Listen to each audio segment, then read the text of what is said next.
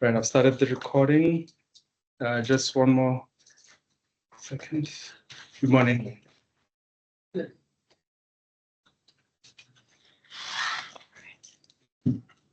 Okay, started the recording. Microphone is on. Okay, I think we're all set. Paul, ready when you are? Cool, thanks, Gobi. So, for that, I can put my camera on today, actually. Oops.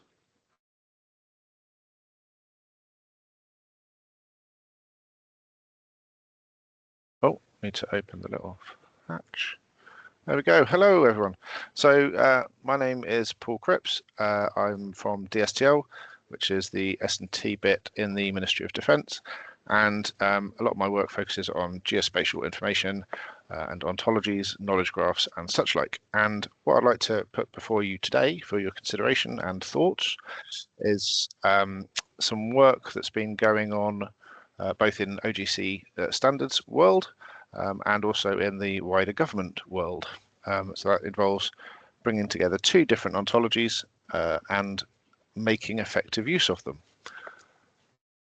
So, moving along. Overview for this talk is broadly this. So I'll give you some context into what we're talking about, the challenge, so what I would like to see occur, where I'd like to get to. I'll then do a little bit of a dive to give you some deeper information into the two ontologies that I mentioned, and then how they're coming together, and then some thoughts around extant work and things that have already been done before or are in train or might prove useful for hacking this concept around a bit. Does that all make sense? Yep. Cool. So as you can see on the right there, that's the two ontologies that I'm talking about. We have GeoSPARQL, which is from the OGC, and we have the IES, which is a pan-government ontology for the exchange of information. So a bit more detail around each of those. So IES began as a standard for information exchange. It's based on RDF, Resource Description Framework. It's designed to be an extensible model that allows you to describe any kind of information you like, really, in a common form, and exchange that information along with the meaning of that information. So you can exchange information between systems without loss of meaning. That's the key bit around the purpose for it. It's since grown and it's now used quite a bit for persistence. So people are building quite large, in some cases, knowledge graphs using IES and persisting those and then running analytics over it, as well as doing the exchange stuff. So it gets used for sort of the fusion and bringing information together, in addition to the sort of interoperability exchange type functions. Importantly, it's grounded in four-dimensional ontology. So geospatial stuff and temporal stuff is the very essence of this model, and I'll dive into that in a moment. And as of one of the more recent releases, 4.4, we incorporated GeoSPARQL to give us additional support for the geospatial elements. At the moment, that's running in addition to all of the existing ways of representing geospatial information within IES. So we support WGS84 POS, for example, and various forms of more bespoke geo-representations, shall we say. So you can just put arbitrary GeoJSON in there. That's absolutely fine, as long as all parties are happy with that. But we wanted to put a bit more rigor in that. Increasingly, we're moving to the position where we don't want to engineer absolutely everything from scratch. So where there are good, well-founded ontologies that we can leverage and reach out to, we do. So GeoSPARQL obviously makes sense to do the geo stuff. We also use QUDT, so quantities, units, dimensions, and types, for doing some of the measurement type stuff, and other ontologies for various things. So the key challenge with IES is how do we make use of that information that is in IES form. So what I'm keen to do is be able to use existing interfaces, existing tools wherever possible to work with IES. We don't want to have to develop bespoke sort of toolkits. And if you look into the geo community, there's a plethora of useful tools. So you've got all the commercial offerings, your ArcGISs and things like that. You've got all your open source offerings like PostGIS and QGIS, right? And then you've got all the open standards provided by the likes of OGC, which in my area, in defence, are standardized further and profiled through the DigiWig, which is a defence geospatial working group, and then on through into things like NATO STANAGs. So there's a direct link there between the use of OGC standards and being able to get information into the kinds of information systems that are in active use across the user group that I work with. So that's really where I'm wanting to head, and that's what I would like to explore a bit more in this talk. So I mentioned IES is based on 4D ontology. What does that mean? It's a particular branch of ontology. It thinks of information, and it's a model of the real world, effectively, based on the concept of space-time. So there are multiple universes. It's sort of the multiverse, if you like Marvel, and these universes are composed of space-time, and there are things that exist which can be identified by their space-time extent, and the relations between them are typically can be expressed using space-time mereology, so part-whole relationships. So an example of that might be this meeting that we're having at the moment. This meeting is a thing that exists. It's bounded in space and time. The temporal extent is quite clearly sort of 9 till 10 or whatever the time bands are. The spatial extent, the mereology bit, is actually the union of all of the extents of the states of us that are participating in this meeting, right? So in effect, each object in the real world is composed of states, which are chunks of space-time, which together represent the whole lifespan of the object, and those states can participate in other spatio-temporal things. Okay, so that's quite a simple, in many ways, elegant construct, because you're using simple part-whole relationships to cover a whole multitude of things. Then you extend that in a more traditional ontological form to give you the whole raft of actual relations that we want to talk about in the real world. But it's grounded in that very robust theory. There's also, obviously, we're talking about RDF, we're talking about ontology land. So of course we use sets.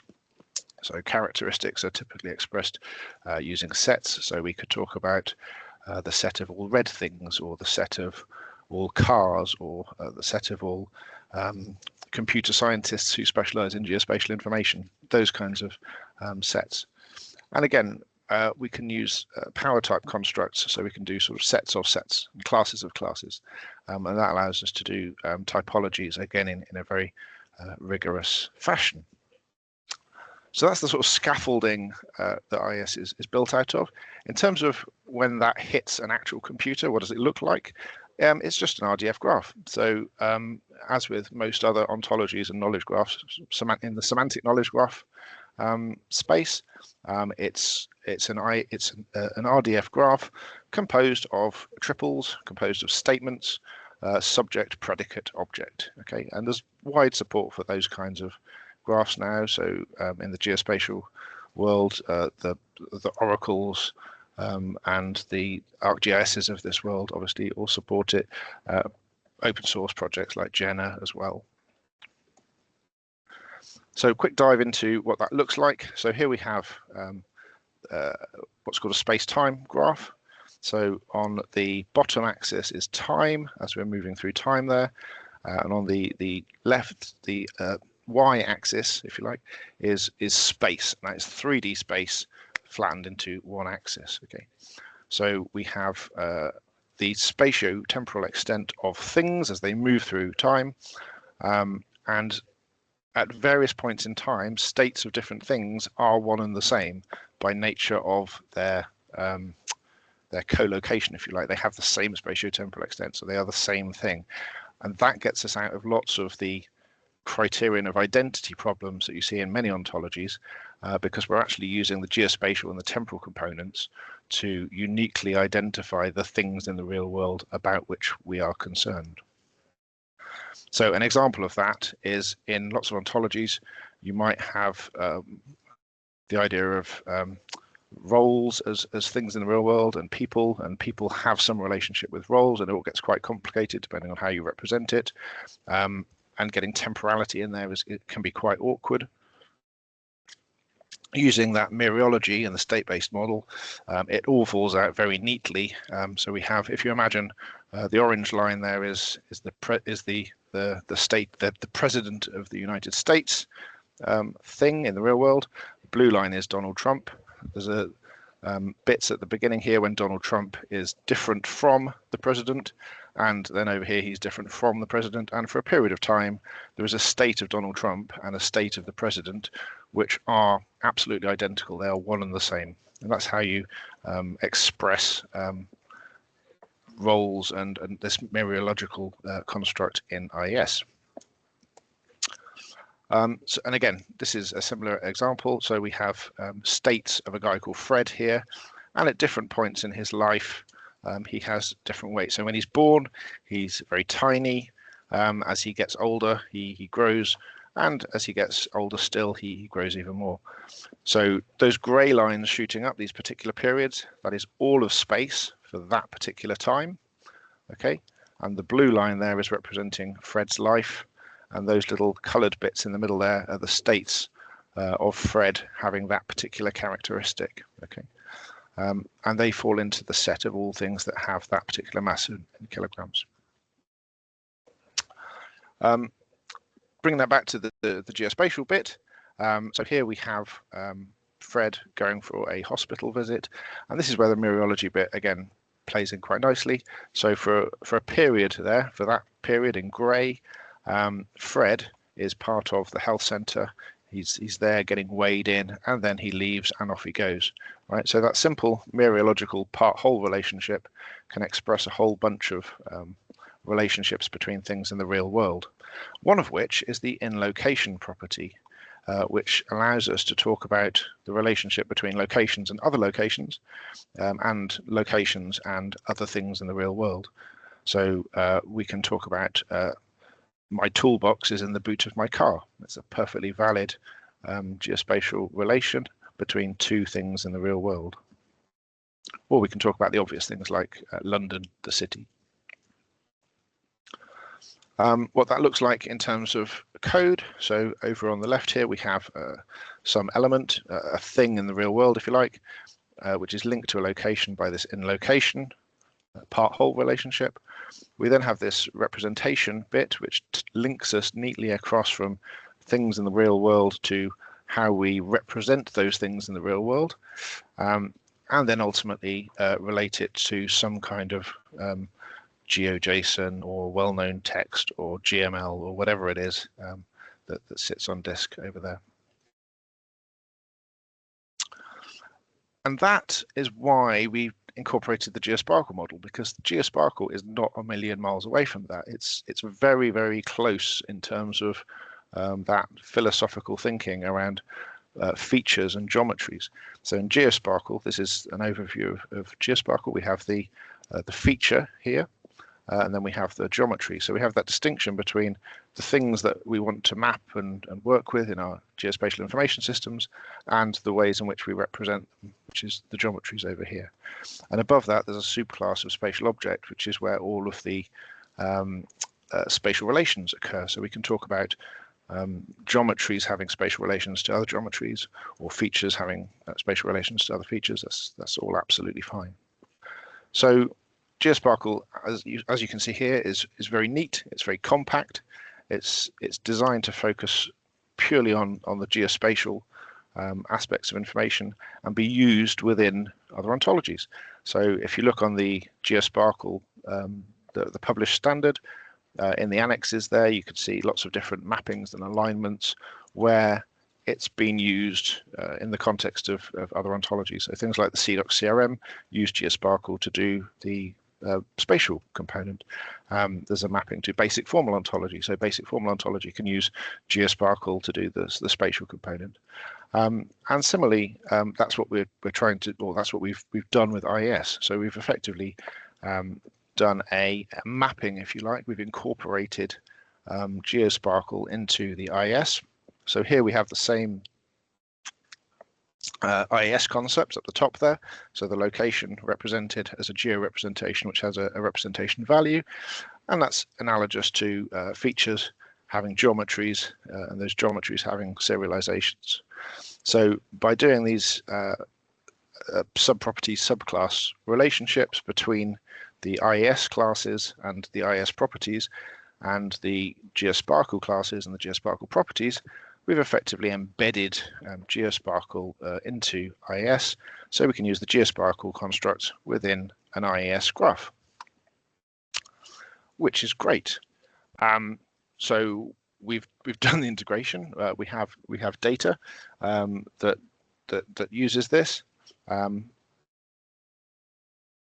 What that means is we can do a lot of the standard things that you would do with any such graph that is based around RDF, or indeed any such graph that is based around RDF and supports GeoSPARQL.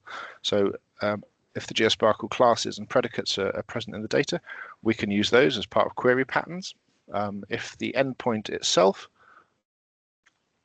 has the capability to support GeoSPARQL functions, we can use those functions in our queries and our operations as well. A common way of making this accessible to developers and end users, SPARQL endpoints aren't for everyone, it has to be said. So you might wish to put an API or some kind of facade or something across the front there so that you can make simple REST requests, which then get passed off to a SPARQL endpoint to give you back some RDF graph, or indeed transform the RDF graph into whatever it is that you want to return. So it might be you want to give JSON via your API. That's all perfectly great and doable. But all of that is kind of quite bespoke and quite application specific. It's all possible. What I would like to see is sort of more standardized, more generic ways of making IES graphs available via, firstly, OGC web services, leveraging that GeoSPARQL component, so that we can ask our IES compliant systems, tell me all of the things that happened in this area last Tuesday, those kinds of queries, right? Using a web feature service or an OGC API or whatever it is. And also aligned to that, how do we work with IES natively in geographic information systems? So many of our users, our geospatial analysts, have GIS of one form or another, or imagery analysis tools or whatever on their desks. It would be great to be able to link our IES systems, our resources, into those environments so that when they're doing their work, they can tap into our information directly. This isn't a sort of a greenfield site. There's obviously been efforts in the past. So I've listed some open source efforts that might be interesting to look at. So obviously there's the Apache Jenna project, which has a whole GeoSPARQL element to it. So as a triple store, it has good support for GeoSPARQL, and via the API, you can do quite a lot of interesting things. And if you combine that with other Java libraries or other libraries, you can build sort of composite processing services and APIs that support delivering things like GeoJSON via a standardized API call, for example. I've also called out these two specific activities. So the first one, LOD for WFS, was a project from, I think it was about a decade or so ago. It's quite a long time ago now. The aim being there to take RDF graphs and publish them as web feature services. So very much in the space that I'm interested in now. That project has ended. And if I checked some of these links to make sure they were still valid before talking today, and that there's some academic papers and resources for all the code base is still online, but it redirects you now to the triple store foreign data wrapper for Postgres. That's actually a slightly different thing because it's using sort of R2RML mappings and such like to go from a relational structure that has had RDF loaded into it and then publish that back out via the sort of query interfaces that Postgres supports. So a slightly different application, but probably useful to have a look at as well. So, and just finally to wrap up, the work that I've presented here, this is all community-driven work, so full thanks to absolutely everybody involved. So GeoSPARQL is developed by the GeoSPARQL Standards Working Group. Guys, they're absolutely fantastic, sterling work. I'm very privileged to even participate and help out where I can. And the IES work, similarly, there's a number of active working groups doing the development work there.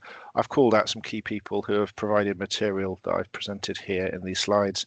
The home pages for the two standards are there, and the development GitHubs where you can get involved, raise issues, speak to the developers, whatever you want to do. Thank you very much. Thanks, Paul.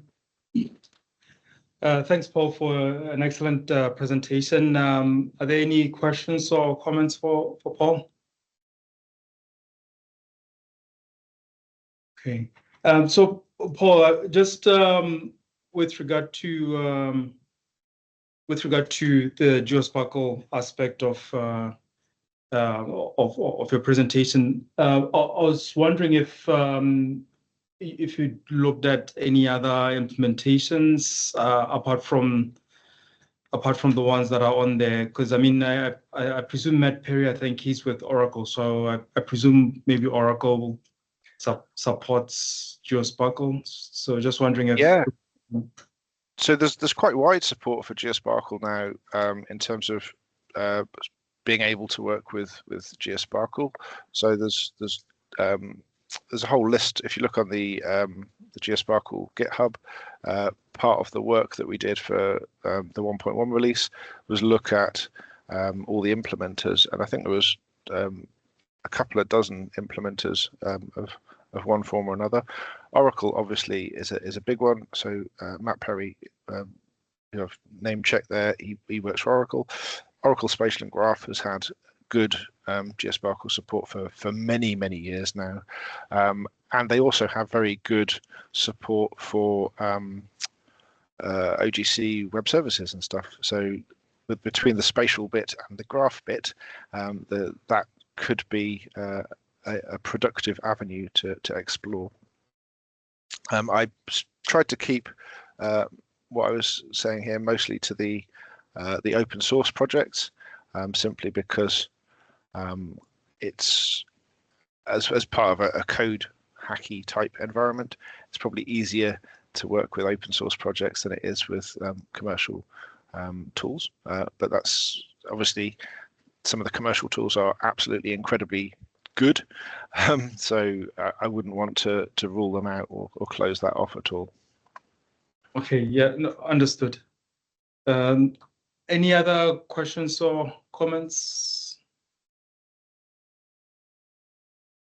Okay, Paul, thanks again for an excellent presentation. I'm sure there'll be some further discussion, over the next 2 days about how we might be able to get more developers involved in this activity. And I presume given that the IES work is on GitHub, it's accessible to everyone. So there might be some lessons on there for, for other groups as well, as to how they might be able to get some, joint work with, across departments, etc. Going. So thanks again. Yes, indeed. The links are all there. Feel free to contact me. I'll be going back to my desk in a minute, and I'll log on to the Discord thing. So I'll be available for the next 2 days if anyone wants to start any chats or badger me. If I don't respond immediately, drop me an email, give me a poke. Looking forward to it. Okay, that's great. Thank you. Thanks, Paul. Cool. Thank you.